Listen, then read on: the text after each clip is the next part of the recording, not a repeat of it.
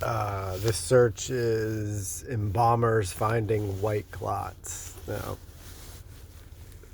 this is 2022, but I thought we were talking about this in like 2020, in like 2020. That's when I thought we talked about this. Anyway, that's what the gay eye says. Since 2022, a phenomenon, it's a real phenomenon, it's a real head scratcher, involving the discovery of long, rubbery white clots in deceased bodies has been reported by various embalmers. Yeah, my guess is as soon as they rolled out the COVID bioweapon or poison, whatever you want to call it, my guess is right after that is when the embalmers started finding these white clots worldwide. That's just a guess. It'd be really interesting to see the date or the dates, the time period, because I think each country probably rolled it out at a slightly different pace. But it would be interesting to know when all these white clots started showing up. I mean, coincidentally, it's just around the same time that they administered the fake and gay COVID bioweapon that we said they were doing. These findings have been the subject of significant debate between funeral industry practitioners and the medical community. The medical community, is that the same medical community that we've been talking about, Healthcare 4.0, under the skin for over 20 years? And all of the fantastic remote technology that's possible for customized cancer solutions in a matter of hours with remote diagnosis and everything else they're talking about. So they can do all that. They can cure cancer in 24 hours remotely under the skin with this new healthcare program, but they can't figure out what these white clots are. That doesn't sound plausible.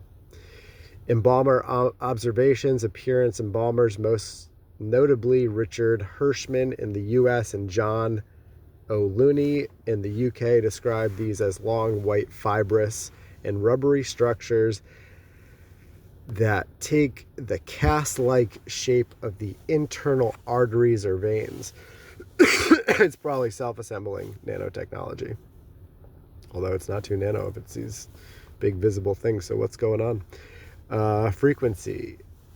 Surveys of embalmers in 2024 and 2025 suggest these clots are seen in approximately 20 to 30% of corpses, though some practitioners report seeing them in over 50% of the bodies they process. So I'd be curious to see, based on those regions and where these reports are coming out of, how many of those people, what percentage of those people took the, whatever you want to call that, the injection. Novelty. Practitioners claim these differ from typical post-mortem blood clots, which are usually red and jelly-like currant jelly or pale yellow and soft chicken fat. Okay, so the consistency of these clots is now different, and the obvious variable in this equation is the administration of an injection worldwide. But they can't figure it out. They have no idea. They're clueless. But they can cure cancer in 24 to 48 hours remotely. I don't know. That's what they said, right? That was the whole thing with Trump and Oracle or whatever, the billions they invested in that.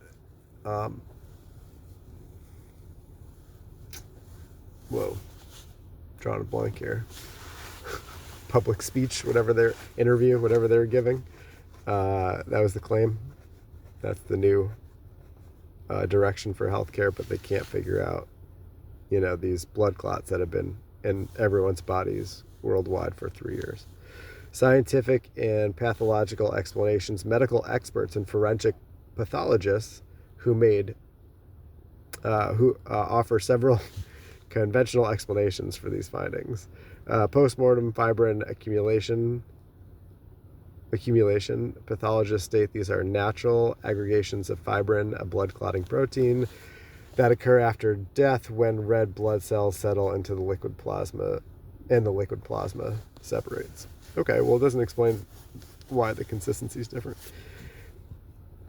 Refrigeration effects. Rapid cooling of bodies in morgues can cause blood components to separate and solidify in unusual ways, a common occurrence during periods of high mortality. Yeah, but the claim is that these blood clots are of a different consistency since 2022 than they have been previously, so none of this seems to address that. The formaldehyde and calcium containing water used in the embalming process can catalyze the coagulation of proteins into tough fiber structures. Okay, well, again, if that were the case, why is it notable that, since 2022, a phenomenon, why are they calling it a phenomenon involving the discovery of long rubbery white clots in deceased bodies has been reported by various embalmers? Historical context. Similar fibrin coagula have been documented in medical literature as far back as 1921. Oh, what vaccines were they experimenting on then? Often following serious infections. Yeah, so what vaccines around 1921 were they experimenting on then? Controversial links. Much of the public attention on this topic stems from claims linking the clots to COVID-19 vaccines. Oh, weird. I wonder why. I was just doing that before we got to this section. Vaccine claims. Proponents of this theory, often highlighted in documentaries like Died Suddenly, suggest that clots are bioweapons or novel protein constructs caused by mRNA. Yeah, I mean, and I think that's accurate. Is that even up for debate at this point? Didn't they already say that? We know they have the technology for self-assembling mRNA, and the CRISPR technology can slice and dice our DNA and make it however they want. So we know the technology exists. Are they claiming that technology is not in the quote-unquote vaccines? Is that the claim? Maybe we'll do that next. Medical rebuttal. Health agencies and pathologists maintain that while COVID-19 infection itself causes significant vascular inflammation and clotting, what? Health agencies and pathologists maintain that while COVID-19 infection itself causes significant vascular inflammation and clotting, there is no verified scientific evidence linking these specific fibrous postmortem structures to vaccines. So even though COVID-19, they're saying COVID-19 infection itself causes so interesting. Do they want to say that whatever they poisoned us with caused the clotting? And that what? The vaccine, I don't want to use the word helps. I'll say reacts with. Whatever, someone needs to be responsible. This is all, right, developed in a lab and unleashed on the population, and then very much by design with the quote-unquote vaccines. Infection link. Recent studies from 2025 suggest a surge in serious infections during the pandemic may have caused a reemergence of the rare fibrin structures due to, that's a tough word for me, erythrocyte homoaggregation. So they want to say that infections, they're not specific, and they're calling COVID-19 a pandemic. I don't, it's man-made. All of this is man-made and orchestrated.